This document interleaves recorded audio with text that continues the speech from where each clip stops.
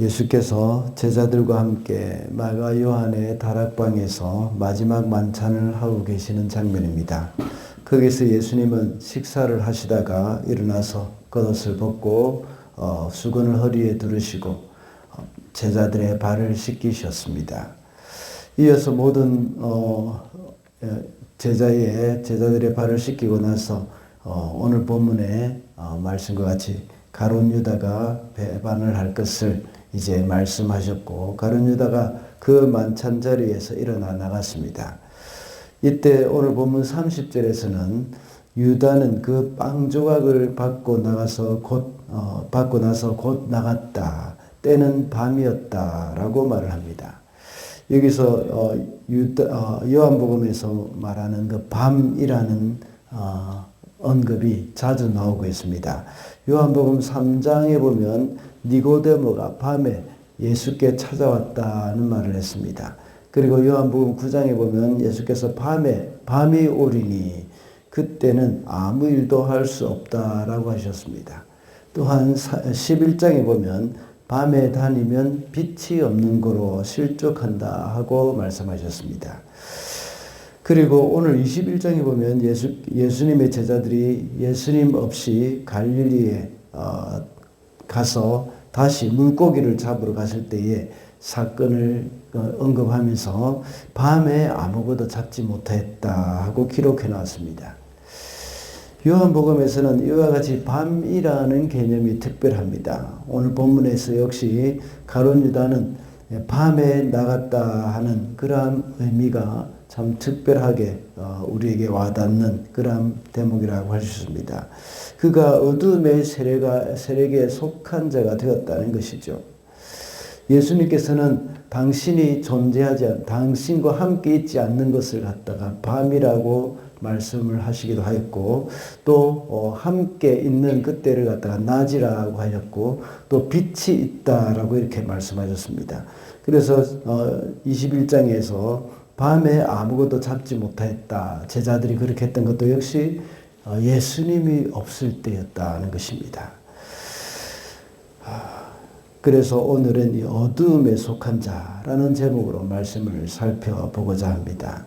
이것은 바로 예수님이 계시지 않고 또한 어둠에 속한 자가 되었다는 그러한 것을 알려주는 상징적인 표시가 되는 것이죠. 그래서 첫 번째로 어두움에 속한 자는 철저한 위선 가운데 빠져 있다는 것을 알 수가 있습니다.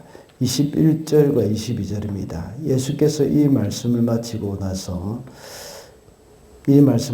나서 마음이 괴로우셔서 환히 드러내어 말씀하셨다. 내가 진정으로 너희에게 말한다. 너희 가운데 한 사람이 나를 팔아 넘길 것이다. 제자들은 예수께서 누구를 두고 하시는 말씀인지 몰라서 서로 바라다 보았다. 이 상황을 한번 생각해 보시기 바랍니다. 이런 시점에서 가룟 유다의 생각과 표정이 어떠했겠습니까? 너희 가운데 한 사람이 나를 팔 것이라고 예수께서 말씀하셨고, 제자들은 서로를 바라보았을 때에 가룟 유다는 한편으로 가슴이 덜컹했을지도 모릅니다. 그러나 그런 자신의 모습이 들키지 않기 위해서 아주 애써 태연한 척을 했지 않겠습니까? 그리고 그 장면을 마태복음에서는 기록할 때에 그들은 모두가 내니까 하고 물었습니다. 유다도 역시 이렇게 물었습니다. 그래서 예수님께서는 네가 말해도다 하고 말씀하셨지 않았습니까? 가룟 유다가 이렇게 물어본 이유가 뭐겠습니까? 자기의 마음이 들키지 않기 위해서였습니다. 다른 제자들과 똑같이 말을 하려는 것이었죠. 그 바로 위선입니다. 니고데모가 한밤중에 예수님을 찾아왔을 때 그는 어둠 속에서 예수님이라는 밝은 빛으로 왔습니다. 예수께서는 당신을 가리켜 나는 세상의 빛이라고 하셨습니다. 그는 어두움은 생명 없는 요한복음에서는 그 어두움을 가리켜서 생명 없는 유대계 위선을 말씀하고 있는 것이라고 볼 수 있습니다. 니고데모도 역시 바리새인으로서 위선이라는 그런 어두움 속에 있다가 밝은 빛이 되시는 예수께로 나온 것입니다. 그러나 가룟 유다는 빛 대신 예수님과 함께 있다가 오늘 본문에서 보면 어두운 가운데로 가버린 것입니다. 성도는 하나님 앞에서 정직하고 객관적으로 자신을 볼 수 있도록 늘 힘을 써야 합니다. 그렇지 않으면 내 속에 있는 위선이 나도 모르게 나 자신을 속이기도 하는 것입니다. 특히 저 같은 목사가 더욱더 심하겠죠. 그리고 신앙이 좋다고 하는 사람들이 또한 범하기 쉬운 죄입니다. 그러나 우리가 빛 가운데 거할 때에 우리의 위선이 벗겨지게 됩니다. 그러므로 빛 대신 우리 예수님과 늘 동행하는 삶을 살아가야 하겠습니다. 빛 대신 우리 예수님께 날마다 나아가서 우리 스스로의 모습을 늘 점검을 하고 또 주님 앞에 내가 벌거벗은 몸으로 우리는 어두움의 위선에서 해방될 수 있을 줄로 믿습니다. 둘째로 어두움에 속한 자는 받은 은총을 소중히 여기지 못합니다. 26절을 읽어보겠습니다. 예수께서 대답하셨다. 내가 이 빵 조각을 적셔서 주는 사람이 바로 그 사람이다. 그리고 그 빵 조각을 적셔서 시몬 가룟의 아들 유다에게 주셨다. 25절에서 요한이 주님 그가 누구입니까? 라고 물었을 때 예수께서 대답하신 것입니다. 내가 이 빵 조각을 적셔서 주는 사람이 바로 그 사람이라고 말을 했습니다. 이렇게 하면 웬만하면 다 알아들을 것 같다는 생각이 듭니다. 그러나 아무도 그것을 알아듣지 못했습니다. 왜냐하면 헬라어에 보면 그 사람이다 라는 말의 의미는 굉장히 광범위하게 해석이 되기 때문입니다. 그래서 제자들은 알아듣지 못했던 것입니다. 또 한 가지는 그때 당시에 만찬의 주최자가 이 호스트 된 사람이 게스트들에게 초청해 놓고 빵 조각을 적셔서 가장 좋게 여기는 그 게스트들에게 나눠주기도 했습니다. 그런 행위는 상대방에 대한 최상의 예우였습니다. 그리고 또 호의를 베푸는 것이었습니다. 그만큼 초청받아 온 사람을 존중히 여기고 소중하게 여긴다는 말입니다. 이때 제자들은 서로 누가 크냐 하고 싸우던 때였습니다. 그렇기 때문에 이렇게 예수께서 가룟 유다에게 빵을 찍어서 주었을 때는 그에 대한 주님에 대한 특별한 사랑의 표시로 제자들은 보았을 것입니다. 그래서 제자들은 더욱더 예수님의 그 말씀을 알아듣지 못했던 것입니다. 그런데 가룟 유다는 그 의미가 무엇인지 알았을지도 모릅니다. 예수께서는 이 시간이 지나면 가룟 유다는 영원히 돌이킬 수 없는 길로 떠난다는 것을 이미 알고 계셨기 때문에 누구보다도 큰 애정과 사랑을 가룟 유다에게 보이셨던 것입니다. 이것이 바로 주님의 사랑입니다. 자신을 배반할 사람을 향해서 나쁜 감정을 가지는 것이 아니라 더 큰 사랑으로 그를 사랑하셨던 것입니다. 언젠가 말씀드린 적이 있습니다. 예수님의 사랑은 역조건적인 사랑이라고 했습니다. 무조건적인 사랑이라 해도 비교할 수 없는 큰 사랑입니다.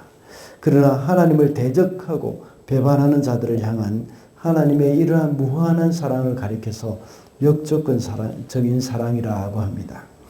그러나 어두움에 속한 사람은 이러한 하나님의 사랑을 깨닫지 못합니다.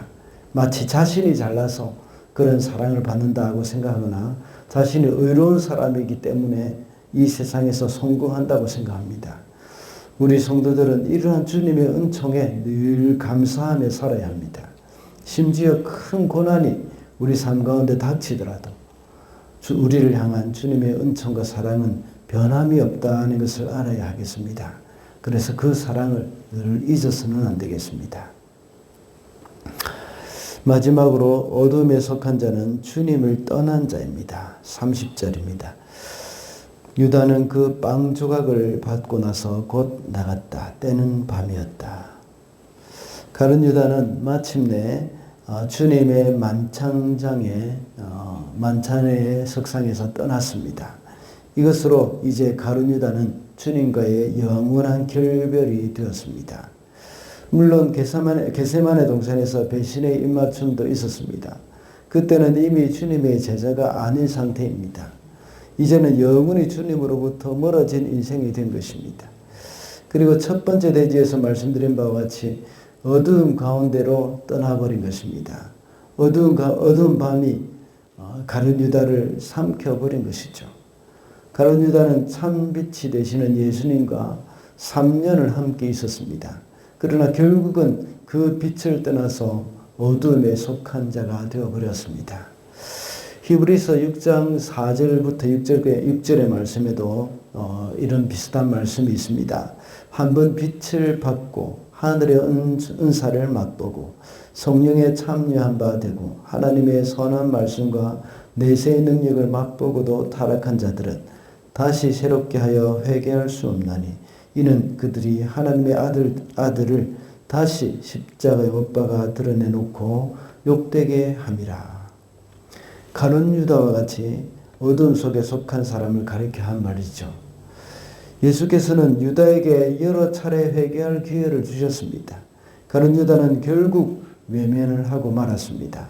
오히려 만찬의 자리에서 들키지 않고 무사히 빠져나온 것에 대해서 안도의 한숨을 지었을지도 모릅니다. 그러므로 우리는 어두움에 속한 자가 되어서 주님을 떠나는 일이 일어나서는 안 되겠습니다.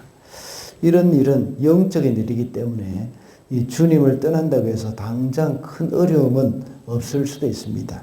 식사도 그대로 하고 우리 육체는 그대로 숨을 쉬고 있습니다. 그러니 더욱더 주님을 떠났다는 사실이 느껴지지 않을 것입니다. 그러나 시간이 갈수록 마치 처음에는 개구리가 끓는 물에 들어가다가 금방 튀어나오지만 차츰차츰 뜨거워지는 가운데 그때는 깨닫지 못하는 것과 같습니다. 주님을 떠난 우리 영혼도 역시 점점 더 황폐해져 가는 것을 깨닫지 못합니다. 그러므로 우리 성도들은 처음부터 항상 깨어 있어야 하고 주님을 떠나서는 잠시도 살 수 없다는 것을 우리는 명심을 해야 하겠습니다. 말씀을 맺겠습니다. 오늘은 어두움에 속한 자라는 제목으로 말씀을 살펴봤습니다. 어두움에 속한 사람은 철저한 위선 가운데 빠져 있고 또한 받은 은총을 소중히 여기지 못한다고 했습니다. 그리고 어두움에 속한 사람은 주님을 떠난 자라고 했습니다. 우리는 빛에 속한 자임을 알고 오늘도 빛 가운데 거하면서 주님과 동행하는 저와 여러분이 되시기를 바랍니다.